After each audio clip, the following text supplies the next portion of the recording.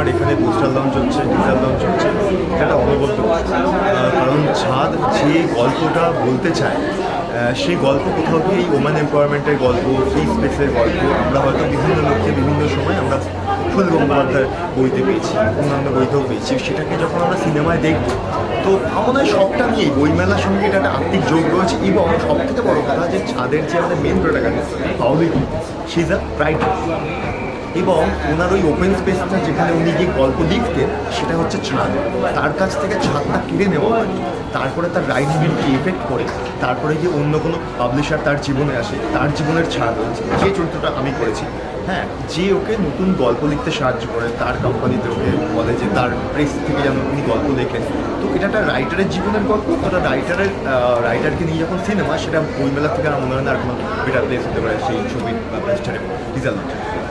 রাইটারের কথা বলে, বাট বাস্তব জীবনে তুমি কিন্তু ভীষণ ভালো রিডার, মানে আমরা জানি বই পড়তে ভালো। তো বুক ফেয়ারের সাথে তোমার সম্পর্ক একটু অভ্যেস, ছোটোবেলা থেকে অভ্যেস। আজ পর্যন্ত কোনো বুক ফেয়ার হয়নি যেখানে আমি আসি, মানে ছোটোবেলা থেকে যবে থেকে বোধ হয়েছে বুক ফেয়ার কেন ইনিশিয়ালি মাসিরা নিয়ে আসতো হাত ধরে, তখন আসতাম, আস্তে আস্তে পরে বুঝতে পারি এটা আমার একটা প্রচণ্ড ভয়ঙ্কর দারুণ অভ্যেসের পরিণত হয়েছে। আর এখন মনে হয় যে বইমেলায় যদি আমি না আসতে পারি বছরের একটা সময়, ওইটা একটা মানে next impossible thing for me. আর আমার তো একটা লিস্ট করা থাকে যে প্রত্যেক বছর বইমেলায় আমি একটা আগে থেকে খোঁজ নিয়ে রাখি যে কোন কোন কাফে আমি পাবো, যাদের হয়তো বই এখানে পাওয়া যায় না, স্পেশালি বাংলাদেশ কাউন্টার। অনেক বই আছে বাংলাদেশি রাইটারদের যেগুলো কলকাতায় অ্যাভেলেবেল নয়, যেটা এই বইমেলার সময়ই আমি একমাত্র পেতে পারি, যেহেতু আমি বাংলা বই বেশি পড়ি বা ইংলিশ কিংবা হিন্দি বইয়ের মধ্যে অতটা ঝোঁক নেই।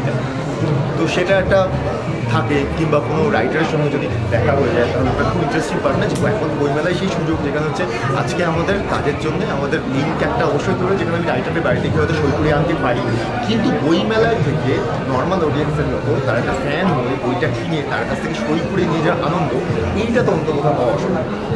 তার মানে এই বছর তুমি যে বুক ফেয়ারে এসেছো সেটা দুটো একসাথে কাজ হবে, বই কেনা। এটা আমার জন্য একটা সাপে বড় হয়েছে আর কি। মানে আমার প্রশাসন থেকে আমাকে আগে ছিল যে কথা ছিল যে 2 ঘন্টার জন্য ছাড়বে, ওরা আজকে যেমন অফই দিয়ে দিয়েছে, যেমন কী ভালো করেছে ওরা। অন্যরকম আর কি, একটা সময় যে অপবাদগুলো গায়ে লেগেছে তার মধ্যে একজন প্রাক্তনের এরকম আরেকটি ঘটনার সম্মুখীন হয়েছে যে কয়েকবার